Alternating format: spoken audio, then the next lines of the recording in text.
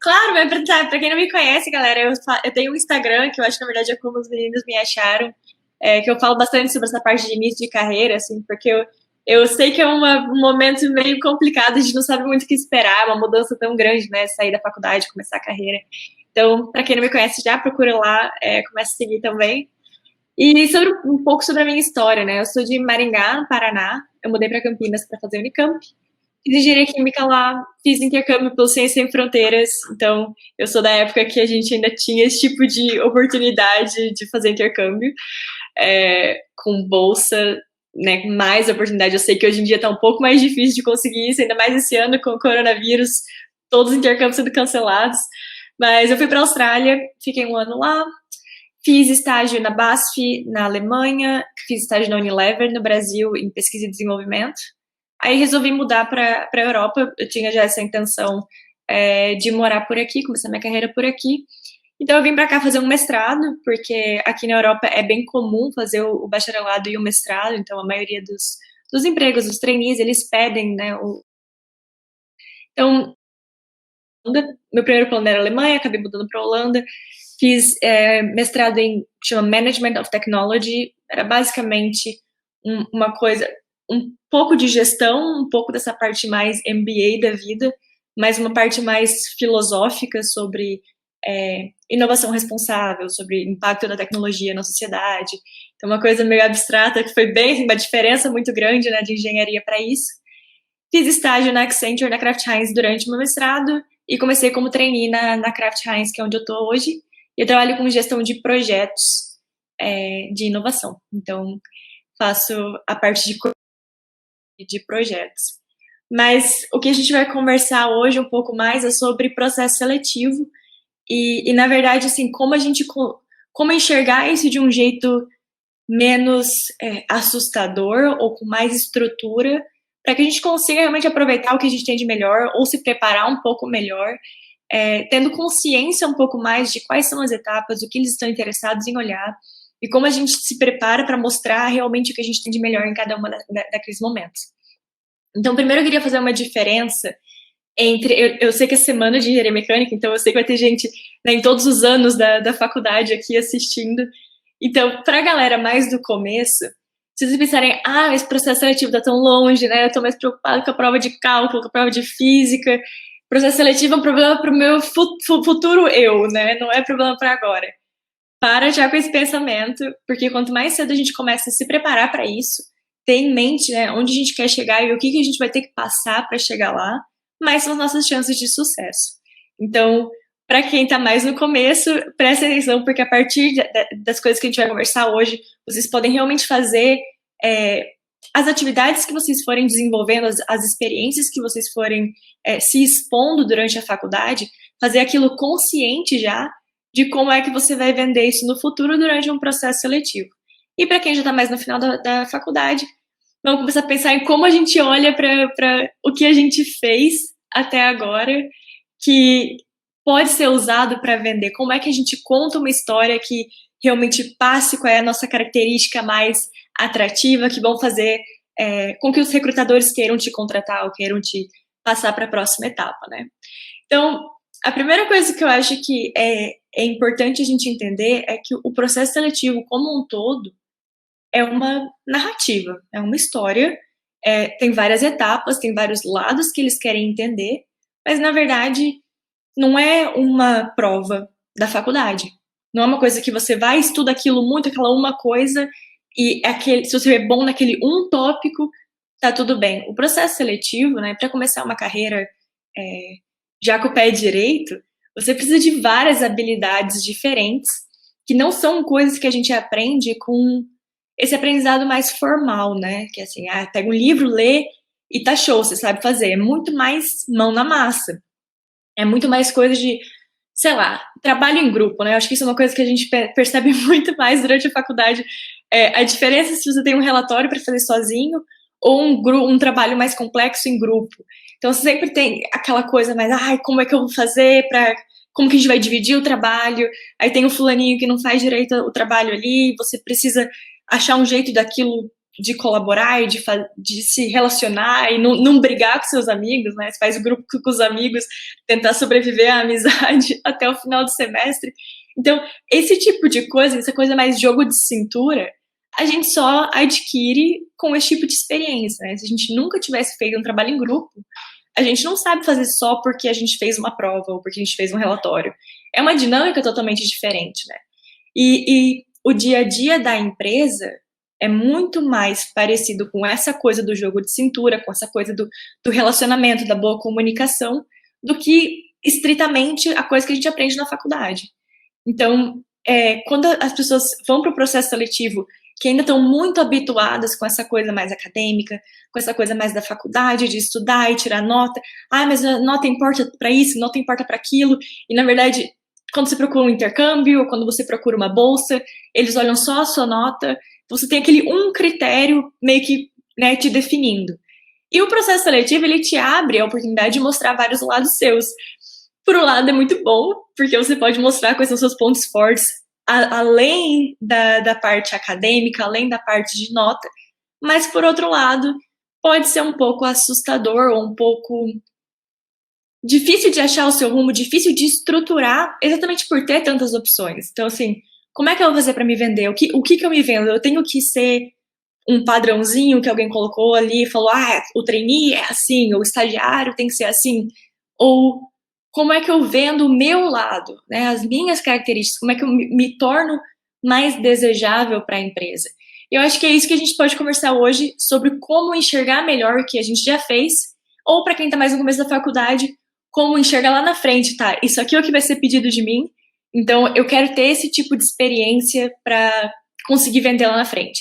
Então, vamos tentar olhar pelos dois lados, mas eu sei que geralmente quem está mais preocupado com isso é quem está, né, mais nesse desespero atual de achar uma vaga de estágio, uma vaga de emprego, porque a gente tem essa mania de se preocupar só com o imediato, mas eu espero que quem está mais no começo também preste bastante atenção. Então, beleza. Primeira coisa é, tudo que você faz está construindo a pessoa que você vai vender, ou a coisa que você vai vender, né? Então, o processo seletivo é basicamente você se vendendo, você tentando convencê-los de que você é uma boa contratação, de que você aguenta o tranco, de que você consegue resolver os problemas que vão aparecer, de que você tem disciplina suficiente para aparecer lá todo dia às 8 da manhã, ficar lá até as 5 da tarde. Então, é um conjunto de coisa que você precisa convencê-los e realmente mostrar que você tem aquelas características. Como que você mostra esse tipo de coisa? Através de histórias que sejam baseadas com, né, assim, evidenciadas por experiências que você teve. Agora, precisa ser profissional, tipo, eu vou falar só sobre o meu estágio. Não, tipo, tem um monte de coisa que a gente pode fazer que vão mostrar esse tipo de características nossas. E às vezes elas são bem fora do contexto profissional. Às vezes, sei lá, você pratica um esporte há muito tempo. Cara, você consegue contar muita coisa sobre dedicação, sobre disciplina de acordar super cedo, 4:30 da manhã para ir correr e treinar. Enfim, você pode contar, mostrar esse seu lado, explicar como você vai adaptar isso para o contexto corporativo, para o contexto de trabalho, mas mostrando que você tem essa característica através de um exemplo, através de uma história que talvez não seja tão relacionada. E além disso, tem todas as experiências que a gente pode ter durante a faculdade. Então, tá, vamos lá. Empresa júnior, centro acadêmico, a semana aqui que os meninos estão organizando, a semana de engenharia mecânica. Organizar esse evento é uma coisa que não é... A gente não tem uma matéria que fala, vamos organizar um evento. Putz, é um negócio bem fora do que vocês aprendem na engenharia mecânica. Tem que procurar, tem que contactar palestrante, tem que organizar aqui, tem problema técnico, tem que dar um jeito de resolver na hora. Então, são coisas muito mais parecidas com o dia de trabalho.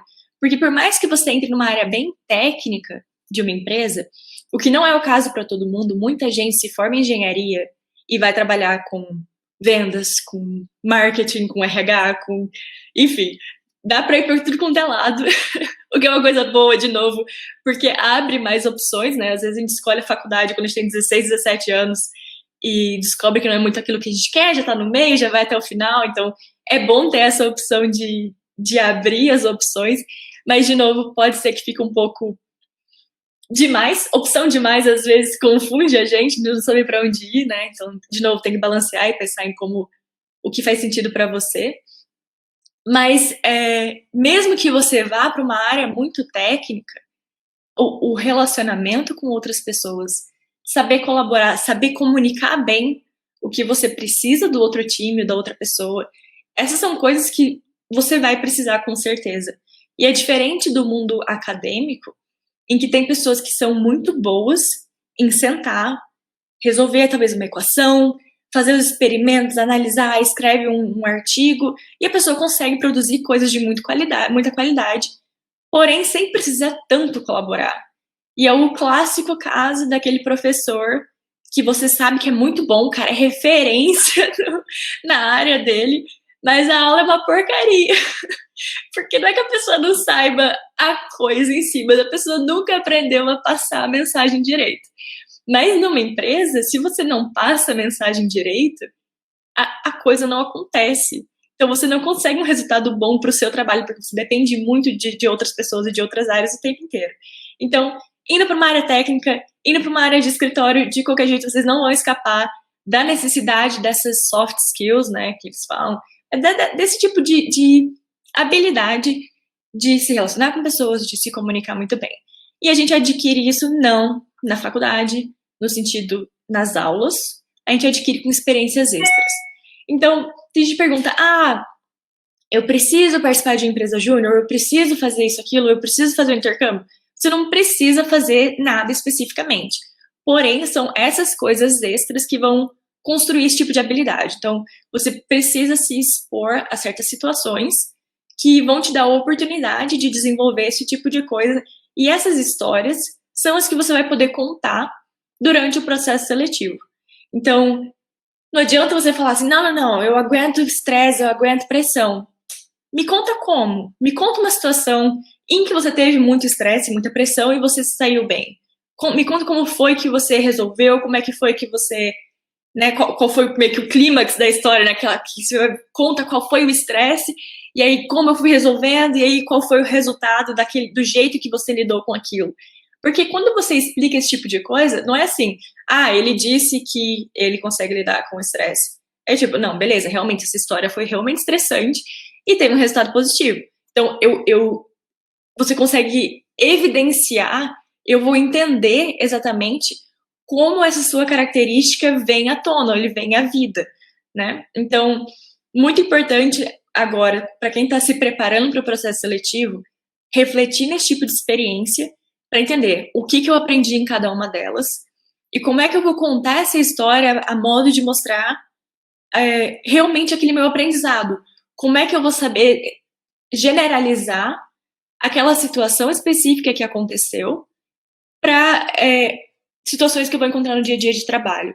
Então, eu tive um projeto em grupo e a gente acabou que uma pessoa saiu, trancou o curso, e a gente ficou com menos gente, e aí, de repente, a gente teve que lidar com isso e, deu um problema, uma semana antes de entregar o projeto, nossa simulação deu tudo errada, enfim, deu um estresse e você teve que lidar com aquilo de algum jeito. Você pode explicar essa história e falar, então, no meu dia a dia, quando aparecer alguma coisa desse tipo, eu já sei mais ou menos onde procurar, ou como manter meu foco, ou como manter minha calma. Então, você exemplifica de um jeito que vai tornar aquilo de um jeito mais claro. E para quem está mais no começo da faculdade, vocês podem fazer isso de maneira consciente. Uma coisa que eu sempre falo para os meus seguidores é, cada coisa que a gente faz, cada perrengue que a gente passa, tem alguma coisa ali para aprender. Só que muitas vezes a gente não está pensando em o que é que eu estou aprendendo agora, você só quer resolver o problema e pronto. Mas, na verdade, principalmente os problemas, né, são problemas ou desafios que aparecem ao longo da vida, ao longo do trabalho, ao longo da faculdade, ao longo da empresa júnior, né, da atividade extracurricular que vocês façam. Cada um desses desafios ou desses problemas são o momento em que você realmente cresce. Porque quando tá tudo dando certo, você só vai, né, fazendo. Quando aparece uma situação que exige um pouco mais de você, é a hora que você realmente expande a área em que você consegue operar confortavelmente. Porque a partir do momento que você passa por uma situação e aprende com ela, quando ela vier de novo, você já sabe lidar, né? Não vai ter aquele desespero inicial de novo.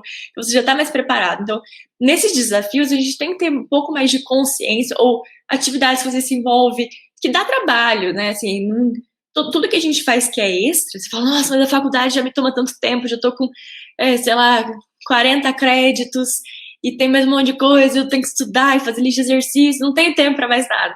Então, quando você pega uma atividade a mais, mesmo já tendo a agenda tão cheia, você tem que colocar esforço e dedicação naquilo, pelo menos mantenha em mente, né, o que você está tirando daquela experiência. Falar, não, realmente, eu tive que resolver isso aqui, putz, deu um puta trabalho, mas agora eu tenho uma história para contar. Porque quando você chega lá na frente, alguém te pergunta numa entrevista, uma história, uma situação em que você teve que ser criativo, e você pensa, nunca tive que ser criativo. Você provavelmente teve que ser criativo em algum momento nessas experiências, mas naquele momento você não foi tão consciente de que aquilo estava acontecendo. Então, para quem está mais no começo, a partir de agora, tudo que vocês forem fazendo, pense assim, se eu tiver que contar essa história algum dia, como é que eu vou contar? Porque, no fim, é tudo sobre história. E história bem contada passa muito mais a mensagem, e o importante é que o recrutador ou que o gestor saiam dali sabendo exatamente quem você é, quais são os seus maiores pontos fortes e o que você realmente traz com você de bagagem que te torna preparado para o desafio que é aquele novo estágio, aquele novo emprego. Porque mesmo para estágio, tanto para estágio quanto para trainee, o primeiro emprego é uma mudança muito grande. Então, eles precisam de certas evidências de que você vai aguentar aquilo, de que você vai você tem chances altas de ser bem-sucedido com aquilo. Porque é uma mudança de fase, né? Então, assim, é uma mudança de mentalidade muito grande. Então, se você só fez a faculdade, fica mais difícil construir esse tipo de coisa. Mas, de novo, não quer dizer que você precise fazer ter experiências específicas. Você pode ter, sei lá, organizar um evento da igreja, do grupo de jovens da igreja. Putz, fiquei ali 6 meses fazendo esse negócio do retiro de jovens. Cara, isso aí é um tipo de coisa que você pode contar, porque de novo, uma coisa de colaboração, de planejamento, de colaborar com várias pessoas, coordenar uma coisa grande, fazer uma coisa dar certo, que tem tantas variáveis ali, e você no fim conseguiu fazer um evento bem sucedido, um retiro bem sucedido. Então pode ser disso, pode ser de esporte. De novo, não se prendam em qual experiência vocês precisam ter, mas em quais habilidades vocês precisam desenvolver, muito mais relacionado a relacionamento, a colaboração, a comunicação, negociação. Então, bem essa coisa de interpessoal, assim mesmo. E, para mim, comunicação é assim, se tiver que escolher uma para trabalhar bastante, trabalhe com comunicação. Porque se você passa a sua mensagem bem passada, se você sabe extrair informação dos outros, você consegue fazer aquilo passar de um jeito que todo mundo tá na mesma página, muitos seus problemas não vão aparecer. Porque o que acontece demais na empresa é que a gente, às vezes, na faculdade, tem ali 2, 3 grupos para trabalhar. Na empresa, você trabalha com muita gente, de muitas coisas, muitos departamentos diferentes. Isso é outra dica. Não relacionada com o processo seletivo exatamente, mas quando vocês forem entrar em contato com gente de empresa, que seja pessoal do RH, se tem alguma dúvida, ou alguém do próprio departamento que vocês estão interessados, sempre mantenha um e-mail bem curto, bem direto, porque a quantidade de conversas e e-mails e coisas que rolam no dia a dia da empresa é muito maior do que qualquer quantidade de e-mail que vocês tenham na faculdade. Então, se vocês mandarem um textão explicando tudo em muito detalhe, muito texto, pode ser que a pessoa nem leia, entendeu? Ela vai olhar e falar, putz, eu nem conheço essa pessoa, mandou um e-mail gigante, não tô interessado. Então, sempre tenta manter uma coisa bem curta, bem direta, passa a mensagem principal. O perfeito não é quando você não tem mais nada para adicionar, mas é quando você não tem mais nada para tirar. Então, sempre tenta tirar e deixar só ali a mensagem mais importante, para ter certeza de que a mensagem que você quer passar tá indo. Beleza? E vamos entrar agora passo a passo um pouco mais sobre o processo seletivo.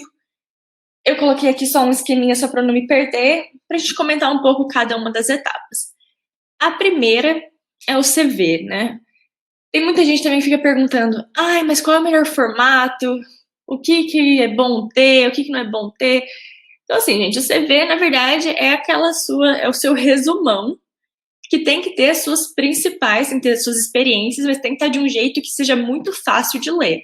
Porque, de novo, quando abrem vagas de estágio em empresa grande, eles têm, tipo, 20 mil inscritos. Tem muitas vezes que eles fazem por robô até, né? Então, analisam aquilo, já corta a gente como fala isso? Pré-requisito. Já elimina uma galera por pré-requisito. Mas, geralmente, depois que tem essa parte automatizada, ainda rola uma avaliação de currículo por pessoas, né? Para ver se tiver um número muito grande ainda, eles tentam dar uma enxugada maior. Nessa hora, se aparecer um currículo lá com 3 páginas, um monte de texto, de novo, o recrutador tá ali olhando centenas ou até milhares de currículos. Ele vai bater o olho, ele vai dar uma escaneada rápida.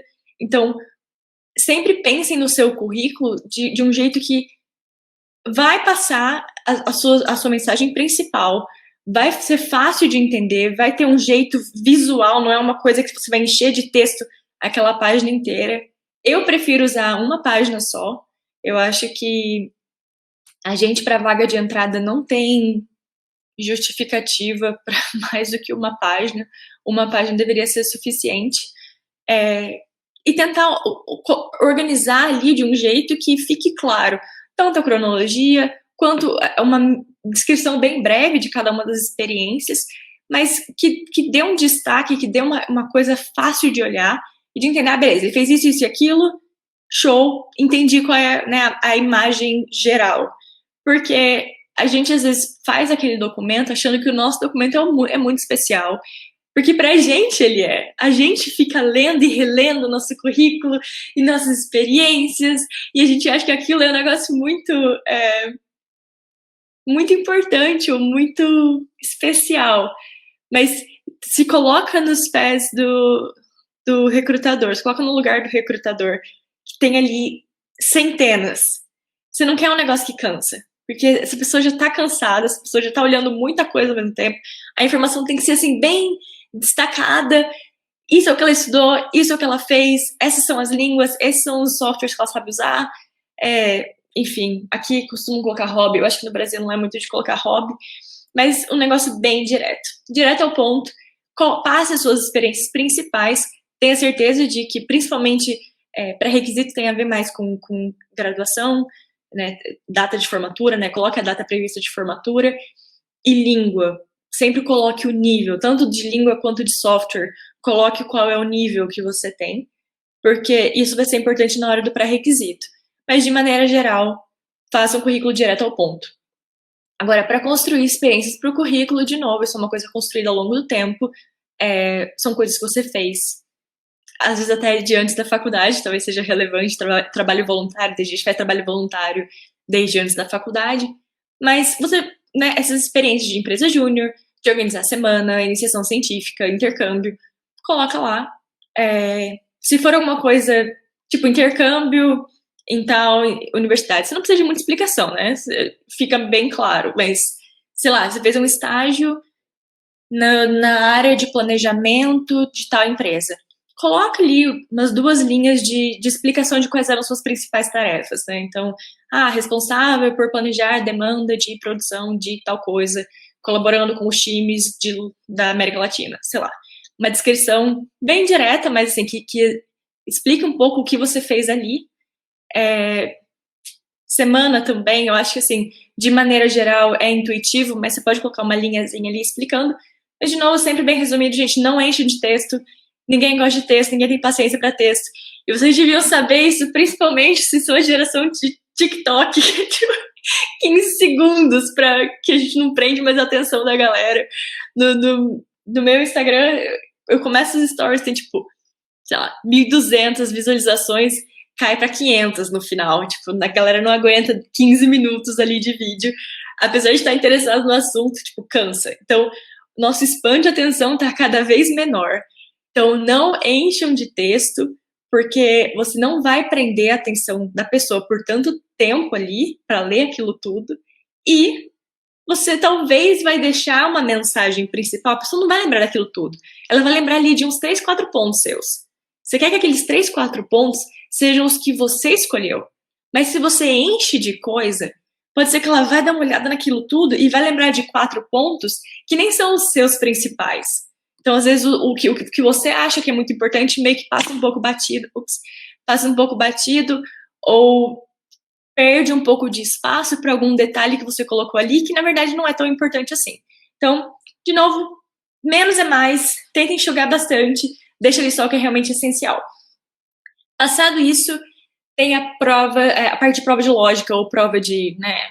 Em inglês, gente, em inglês não tem segredo. Tipo, inglês é necessário e se tem prova de inglês, eu não sei, não tenho dicas. É tipo, inglês é uma coisa que vocês vão precisar no dia a dia, principalmente se vocês entrarem numa multinacional.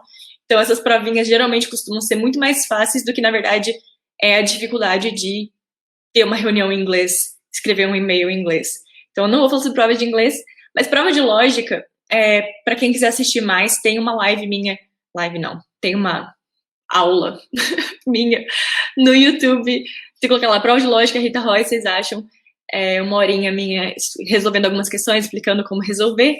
Mas eu acho que a principal coisa geralmente, as provas de lógica não são tão difíceis, elas são mais apressadas, elas têm mais... a pressão maior vem de ter menos tempo para fazê-las. Então, eu vi uma prova uma vez, uma prova que eu fiz, que eram 50 questões em 12 minutos. Cara, qualquer pessoa sabe fazer qualquer uma daquelas questões ali. Mas 50 questões em 12 minutos são, eu acho que é menos de 15 segundos por questão. Então, cara, era tipo, você tinha que escanear o negócio e ir pra frente. O negócio tinha que ser muito rápido. Então, a pressão maior vinha disso. Se essa prova aparece para alguém que nunca fez esse tipo de questão, não estava preparado assim, emocionalmente, psicologicamente para aquilo, não estava num ambiente em que ela podia se concentrar muito, por mais que ela tivesse uma habilidade cognitiva muito alta, aquilo te dá um mini pânico, você congela um pouco, você demora mais, você não está acostumado com aquele tipo de pergunta e você acaba perdendo tempo. E perder tempo que significa perder ponto, porque é correria, né? Então, a minha dica maior é praticar. É fazer simulado. A matemática não é difícil. Para quem faz engenharia, aquela matemática é muito básica, é muito simples.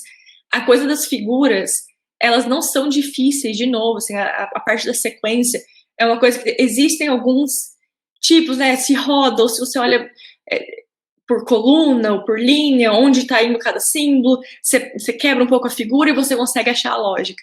Porém, se você não está acostumado com aquilo, e você tem que fazer aquilo em 30 segundos, 40 segundos, você fica tão nervoso que as figurinhas começam tudo mexer, fica tudo meio igual, você já não sabe, tava rodando pro lado, não, pera, deixa eu voltar, tava rodando para qual lado? Então, esse tipo de coisa a gente tem que evitar ao máximo. E eu acho que isso é o que a gente mais tem controle, não é uma coisa que a gente não saiba, ou que a gente precise aprender, é muito mais gestão de tempo e gestão de nervos. Então, muita gente acaba perdendo ponto, perdendo questão por bobeira, por ficar afobado demais. Então, para prova de lógica, entra no Google, joga Practice Logical Reasoning Test, joga umas palavras-chave. Isso é outra coisa, outra dica meio genérica. Quando você está procurando coisas no Google, dê preferência por procurar em inglês. Mesmo que depois você tenha que traduzir a página. Primeiro que, né, inglês, de verdade, para o mundo corporativo é muito, muito importante mesmo. Se você trabalhar numa empresa brasileira, talvez um pouco menos, mas ainda assim, costuma ter cliente internacional. É necessário, né? Inglês é muito necessário. Mas procura no Google. Se você procura no Google em inglês, você acha, tipo, umas 20 vezes mais resultado do que se você colocar as palavras-chave em português. Então, prova de lógica é isso. Exercitar aquele estilo de prova. Eu faria assim, no mesmo dia. Tipo, eu preciso fazer a prova de lógica de tal estágio hoje. Pega umas 3 horas antes, vai fazendo. Mesmo que seja sem o estresse total. Mas só para você entrar naquele mindset de esse é o tipo de questão que vai aparecer para mim. Ou faz um dia anterior, se isso for te cansar muito. Mas reforce isso na sua mente próximo à prova. Não é tipo fazer hoje, quem tá no começo da faculdade, não é pra vocês praticarem isso hoje pra fazer lá na frente.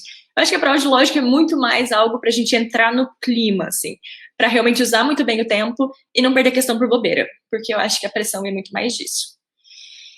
Depois disso, tem a parte da apresentação pessoal.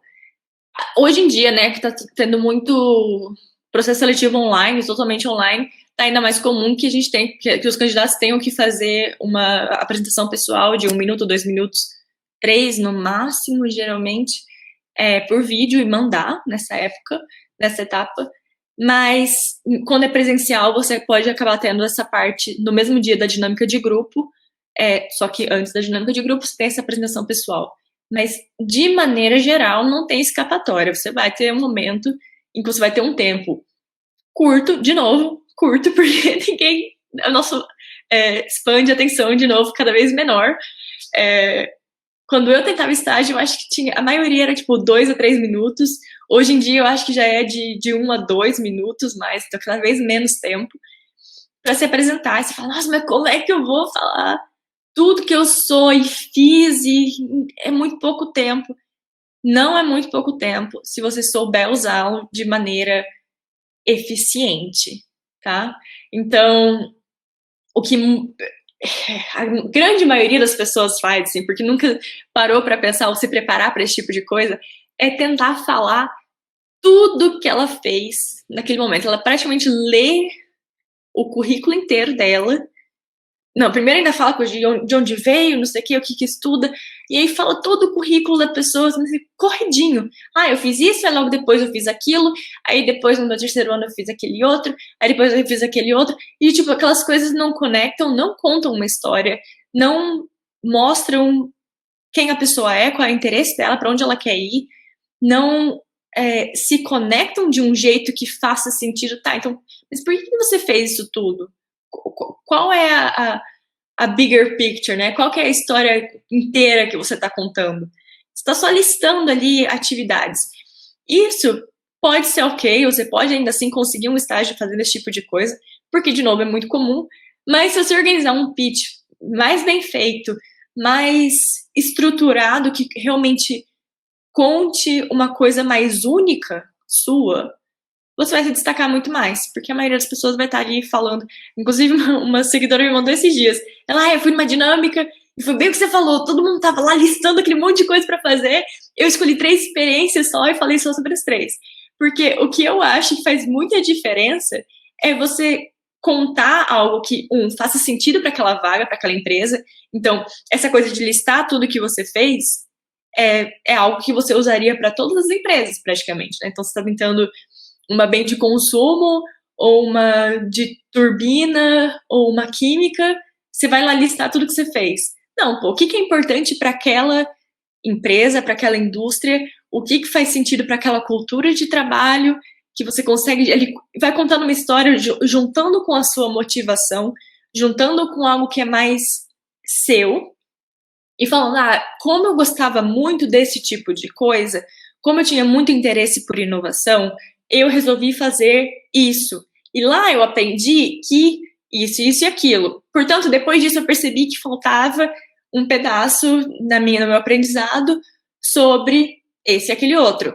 Então, você conta ela tem uma conexão entre as suas experiências e elas vão mostrando aos poucos, né, tanto o seu interesse ou sua motivação de ter aquele tipo de experiência, quanto como eles se conectam com o seu interesse e com o que você quer para frente. E eu acho bom encerrar essa apresentação pessoal com como é que essa oportunidade fecha ou completa essa história que você está contando. Então, como é que esse monte de experiência que você foi tendo, na verdade, constrói essa ideia final aqui? Como é que esse estágio, esse emprego que você está aplicando vai se encaixar nessa história que você está contando? Então, isso tudo. Então, o meu próximo passo é conseguir esse tipo de coisa. Eu quero entrar aqui porque eu quero me desenvolver nesse aspecto. Eu quero começar uma carreira nessa área. Eu quero... Enfim, você já mostra a sua motivação aí. E não só relatar, fiz isso, fiz aquilo, fiz aquele outro, fiz aquele outro, fiz aquele outro. Então, como pensando numa história, gente, é se realmente estruturar. De novo, para quem quiser saber um pouco mais sobre isso, no meu Instagram tem, acho que, sei lá, 40 minutos, 50 minutos, só sobre apresentação pessoal, estruturando, mostrando alguns exemplos de como eu mudaria a minha própria história para uma empresa ou para outra, porque isso é uma coisa que eu acho importante também, é entender que a empresa está ali querendo se sentir especial. Ela quer um candidato que esteja ali, por mais que eles saibam, os candidatos estão ali aplicando para 5 estágios diferentes, mas ali eles querem ouvir por que você quer eles especificamente. Então, quando você faz uma apresentação que é muito genérica, que é muito, talvez até não relacionada com a empresa, tipo, não, mas eu fiz uma iniciação científica disso, isso, aquilo, outro, e é uma coisa que não tem nada a ver, tanto com a vaga, quanto com a empresa, quanto com a indústria que você está aplicando.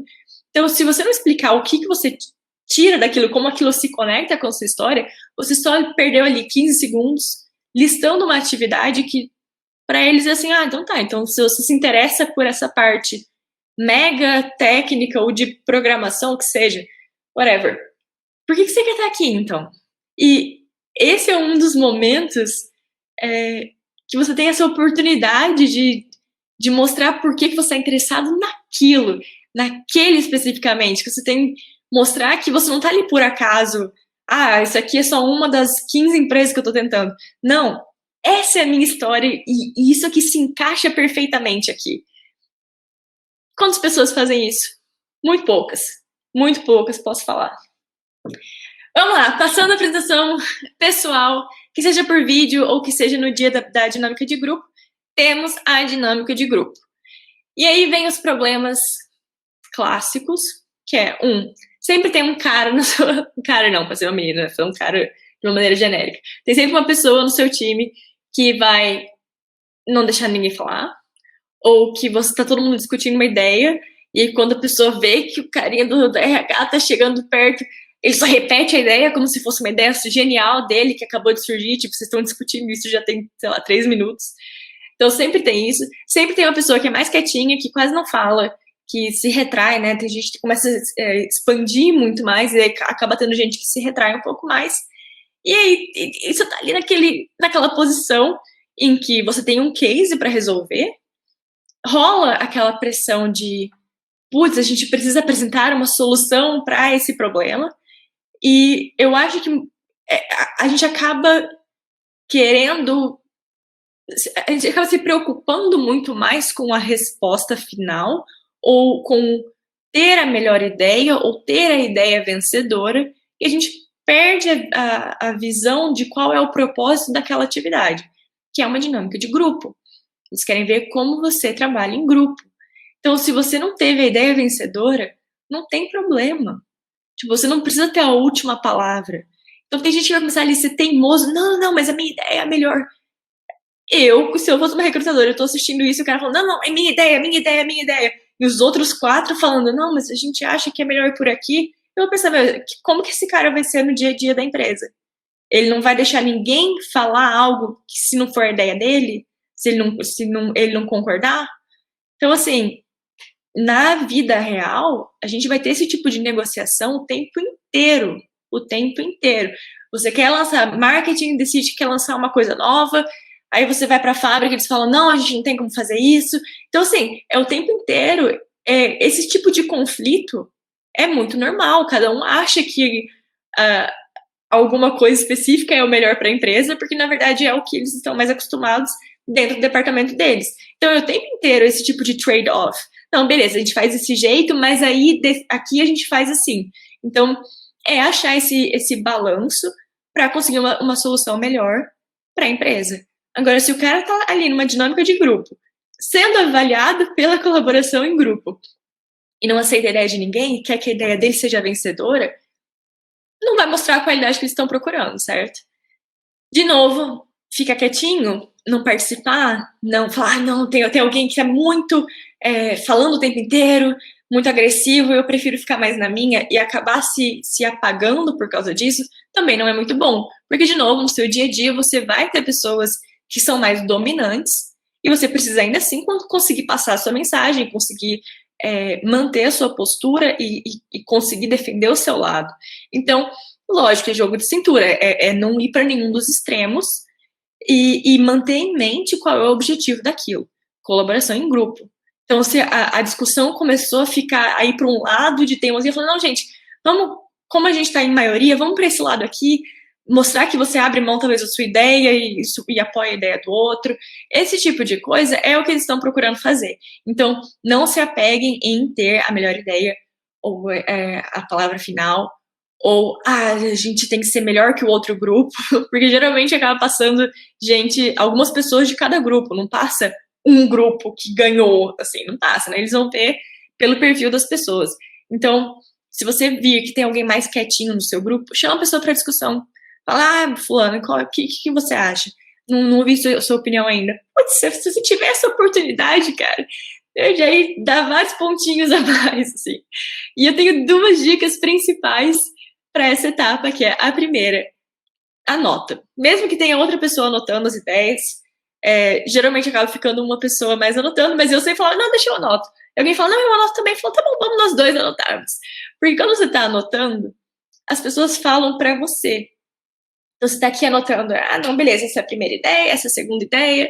Quando a pessoa quer falar alguma coisa, ela quer que você anote. Ela quer que você insira na sua anotação aquele pensamento que ela teve.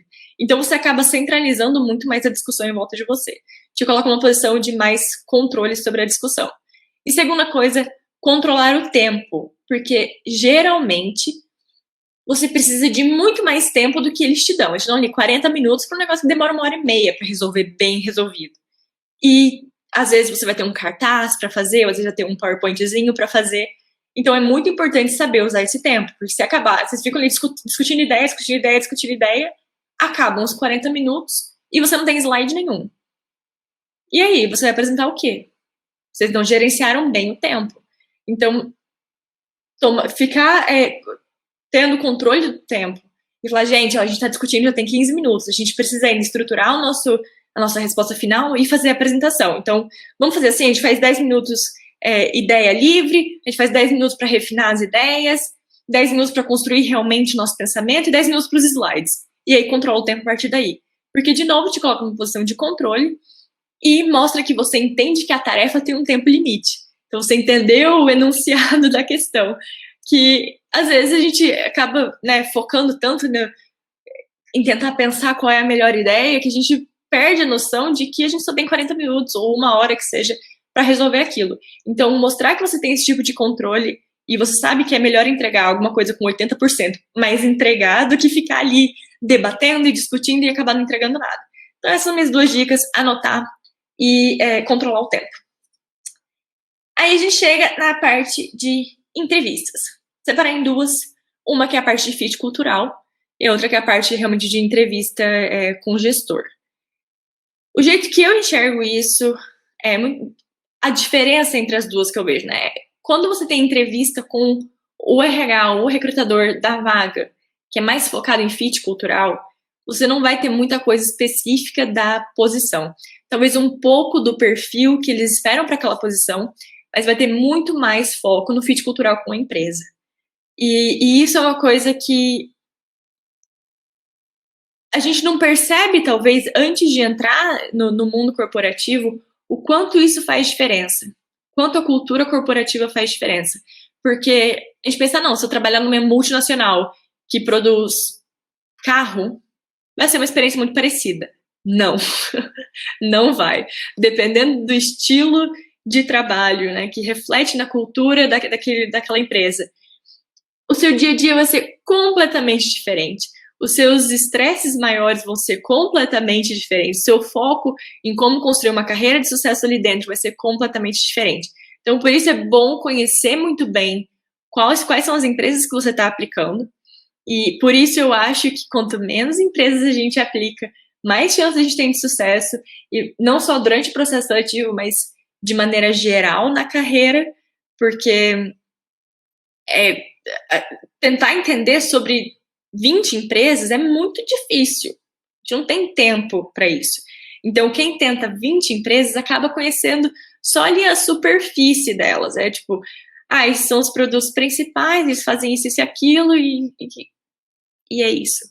Agora, para ter um entendimento real da cultura, de como é ficar ali dentro, de qual é o foco deles para o futuro, de quais são as tendências daquele setor, de qual é a direção que eles estão indo, qual é, sei lá, qual é essa parte de responsabilidade social, se eles têm alguma coisa em relação àquilo ou não, se é mais foco na produtividade, ou se tem essa coisa, essa pegada mais humana, ou se eles são é uma coisa mais competitiva, é uma coisa mais colaborativa, enfim, tem vários tipos de cultura e isso impacta demais o dia a dia.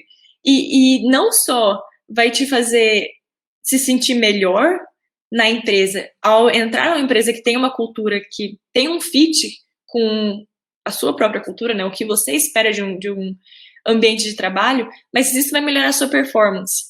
Porque para alguém que é muito colaborativo, muito tranquilo, não gosta de conflito, prefere um ambiente mais harmônico para trabalhar. Se a pessoa entra numa empresa tipo Ambev, que tem um perfil mais agressivo, um perfil mais competitivo, aquilo é muito estressante.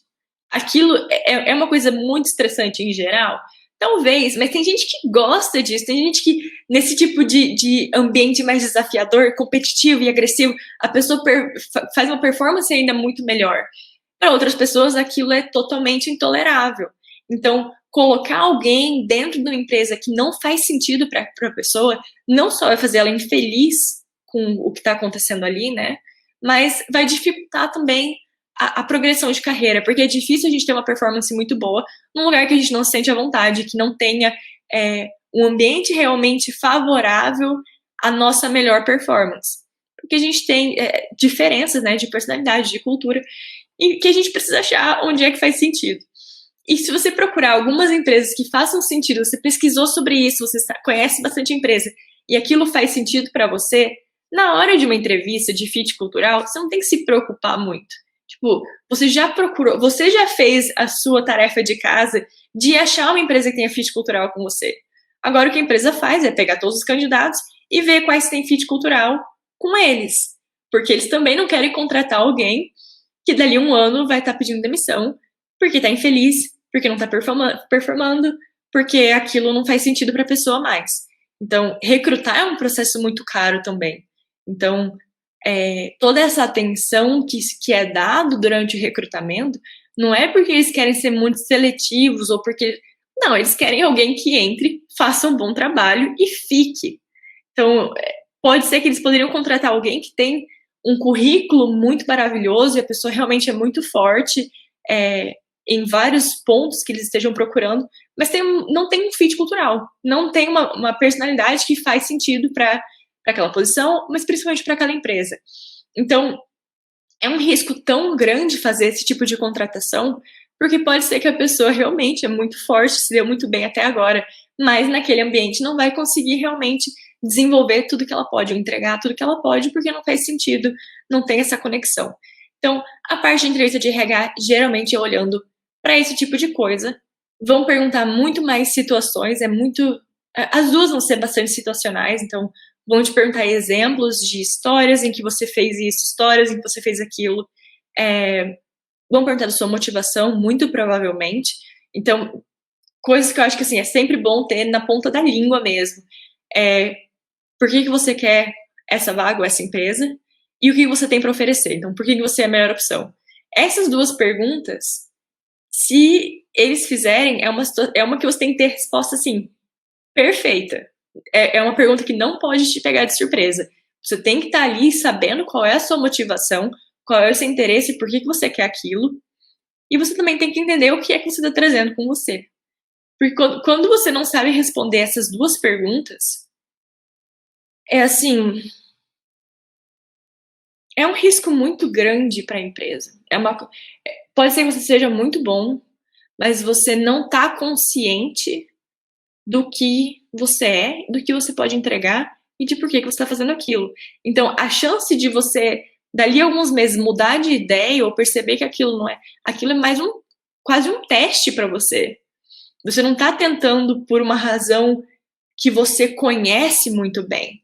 Você está tentando aquilo talvez para se formar ou...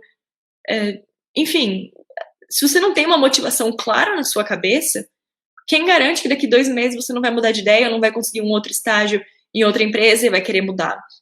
Então, de novo, pensa um pouco como é para o recrutador que está olhando para você, que está te analisando. Se você não tem muito uma motivação, não sabe muito por que você está ali, você, no lugar do recrutador, ia sentir confiança naquilo, ia sentir segurança de que aquela pessoa vai se dar bem na vaga que está aberta? Talvez não, porque ela não sabe nem por que ela quer ali, nem o que ela está trazendo. Então, essas duas coisas são extremamente importantes para todas as entrevistas, tanto com o RH quanto com o gestor, e pode aparecer a qualquer momento, e se aparecer, estejam preparados. Porque eu sei que às vezes aparece pergunta um pouco inusitada e a gente tem que, né, achar uma história na hora. Mas tem algumas que a gente já pode prever, a gente pode se preparar. E para isso, minha outra dica é, entra no Google de novo, pega a lista das perguntas mais comuns, não é difícil de achar esse tipo de lista. Geralmente, eles vão querer saber sobre criatividade bem comum, ouvi já muita entrevista. Tipo, me conta uma situação em que você teve que ser criativo, me conta uma situação em que você teve que resolver um problema, me conta uma situação em que algo deu errado, me conta uma situação em que você teve que dar 120%, você teve menos tempo para resolver algo complexo, me conte uma situação fracasso, mas fracasso, uma coisa deu errado, mas assim, uma situação em que você errou, uma situação em que deu errado, mas pode perguntar uma situação em que você errou e como é que você reagiu com isso. Então, eles vão perguntar esse tipo de cenário e é bom, de novo, a gente ter uma lista bem de fácil acesso de quais são as nossas melhores histórias, né? Para esse tipo de pergunta ser fácil da gente acessar e contar a história. Por quê? Porque todo mundo passou por uma situação em que você cometeu um erro, em que deu um problema de última hora, em que você teve que trabalhar muito mais do que um ritmo normal, aceitável, você teve que dar aquele gás final, ou que você teve que resolver problema de um jeito inusitado. Enfim, todo mundo tem esse tipo de história. Mas se eu te pergunto isso do nada, e você nunca passou por essa reflexão de pensar, né, na verdade aquela história ali, naquele momento, eu não tinha muita outra solução, e o que eu fiz, eu não sei de onde veio a ideia. Pô, eu acho que foi criativa essa ideia que eu tive. Se você nunca passou por esse momento de se dar conta do que você fez, na hora da entrevista que você tá nervoso, que a pessoa tá ali olhando pra você, você tá pensando, meu Deus, eu quero tanto, e você tá com 347 mil coisas. Aí você tá pensando, será que minha orelha tá vermelha? Será que eu tô ficando nervoso? Será que eu tô suando muito? E ele te pergunta, me conta uma coisa se você foi criativo.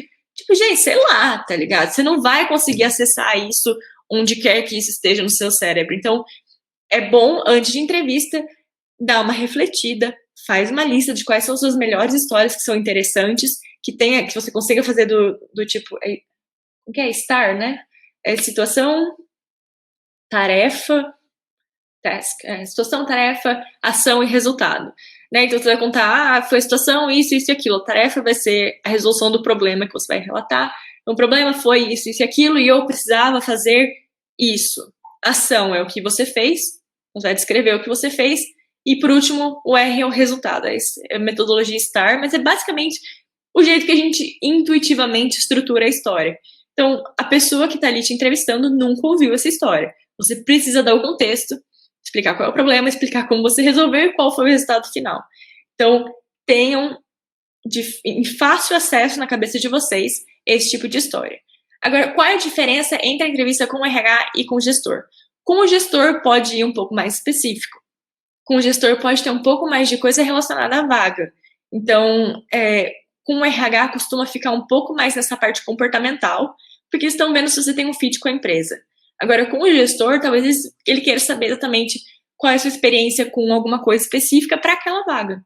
Porque ele tem muito mais conhecimento do que ele precisa. Se ele vai ser o seu gerente, ele sabe o que ele quer no time. Então, talvez ainda continue tendo essas perguntas mais genéricas que você encontraria no RH, talvez continue tendo perguntas situacionais, assim, mas talvez ele queira saber um pouco mais de algum projeto que você fez que tem relação com aquilo, ou se você colocou que você tem um software, um nível alto, sei lá, Excel avançado.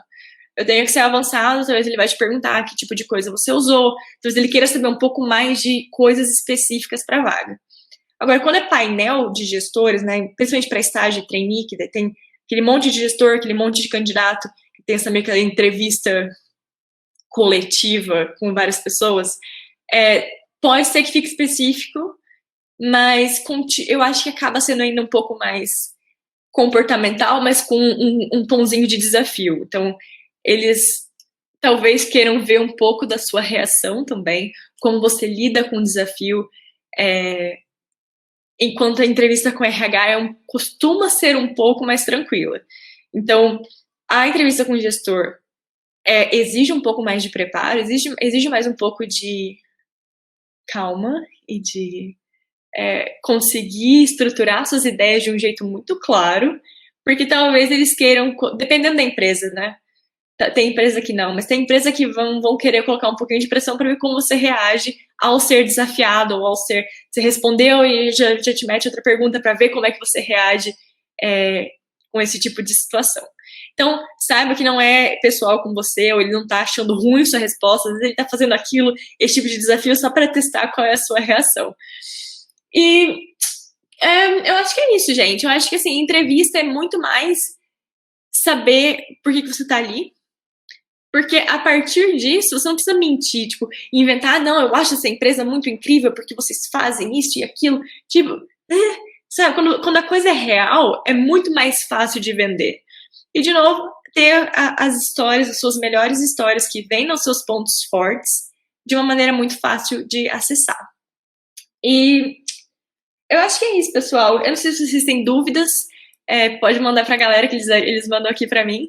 Mas eu espero que isso tenha dado uma visão geral do que é um processo seletivo e como a gente pode usar cada uma dessas etapas e cada uma dessas oportunidades para contar uma história inteira que mostre realmente o nosso melhor lado e por que a gente é a melhor contratação. E para quem está mais no começo da faculdade, pensa a partir de agora quais tipos de coisas que você quer fazer para criar esse tipo de habilidade, para criar esse tipo de... para ter a oportunidade de ter essas histórias que você vai vender lá na frente, e já faz isso consciente. Tô passando por isso aqui, isso vai dar uma história boa lá na frente. Então eu vou prestar bastante atenção no que está acontecendo e no que eu estou aprendendo com isso, porque isso algum dia eu vou contar lá na frente. Que isso vai tornar seu processo muito mais fácil para quando realmente chegar a hora. Então é isso, gente. Aberta a perguntas. Estão me ouvindo? Eu ouço. Ok.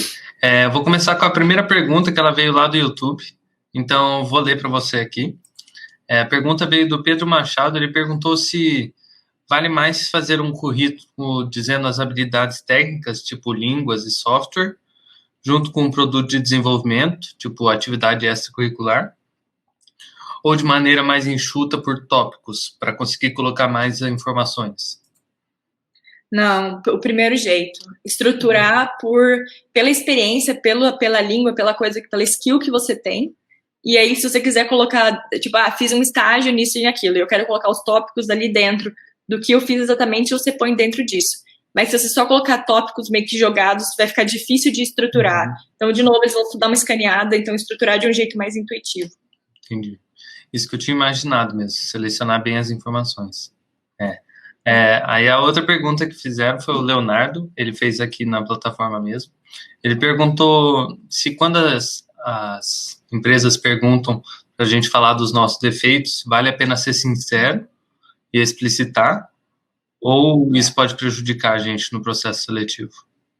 Não, então, eu acho, o que eu acho sobre defeito coisas que são extremamente negativas eu não falaria. Eu falo pra galera, não, tem que pegar uma coisa que tá ali naquele cinzento ali. Então, coisas como preguiça, tipo, eu sou muito preguiçoso. Putz, você não quer alguém preguiçoso no seu time. Ou, eu sou, sei lá, esquentado, grosseiro, ou sou... eu não sei, eu acho que preguiçoso é o principal, cara. Preguiçoso e grosseiro, assim, são coisas bem...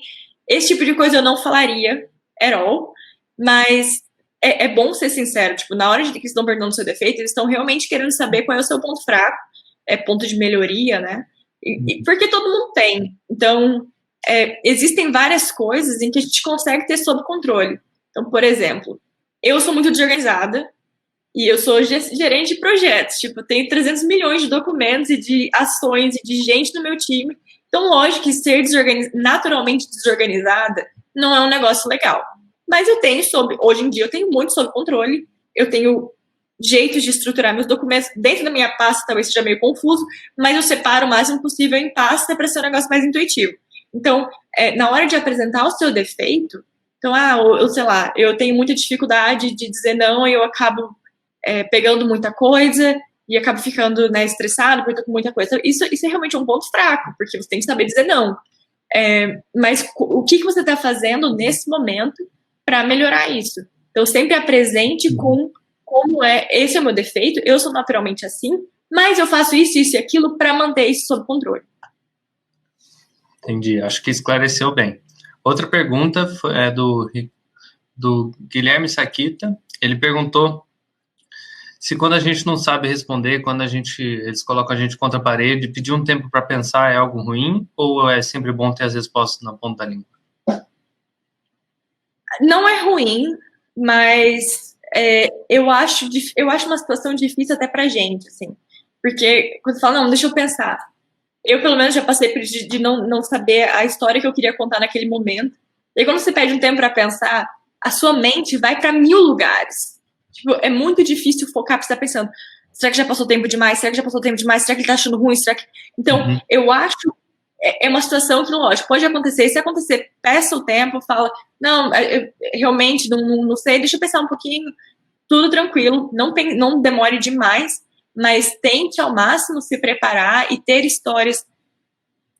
Às vezes você pode contar uma história que talvez não responda exatamente a pergunta, mas conta uma história, dá uma coisa, dá um final e aí você consegue ir para uma outra resposta. Por isso que eu acho bom ter sempre em mente quais são suas melhores histórias. Porque se aparece uma situação assim, você pode dar uma adaptada nela para entrar um pouco no contexto da pergunta e aí partir para a próxima. Porque na hora, lembrar de uma coisa que você não está preparado é muito difícil. Entendi. Outra pergunta de outro Leonardo. Ele perguntou se você tem dicas para pesquisar sobre a empresa que você vai aplicar, porque você falou daquela seleção de 5 empresas para pesquisar bem, e ele perguntou das dicas disso. Eu tenho um e-book sobre isso, que vocês podem baixar de graça no Instagram, tá no link da bio, só baixar lá, que eu explico todos os tipos de cultura, como é que a gente entende, né, o que é a cultura, qual que é o impacto, quais são os tipos, e como separar para pesquisar sobre cada uma. Entendi. Tá no Instagram? Tá no Instagram. Ok, eu mandei ele no chat. Mais 2 perguntas, acho que vai ser isso. Caso o entrevistador faça uma pergunta e eu não saiba, é melhor improvisar ou falar que não sei? Pergunta do Arthur. Falar que não sabe... Se a pergunta for técnica, eu acho que eu falaria assim, eu nunca passei por isso, porém começaria estruturando desse jeito e daquele jeito. Eu acho ruim ficar sem nenhuma resposta. Então, a parte comportamental, de novo, eu talvez contaria uma história que se aproxime, se eles perguntam, um erro muito grande seu, e eu só consigo pensar num erro que a gente fez em grupo, sei lá.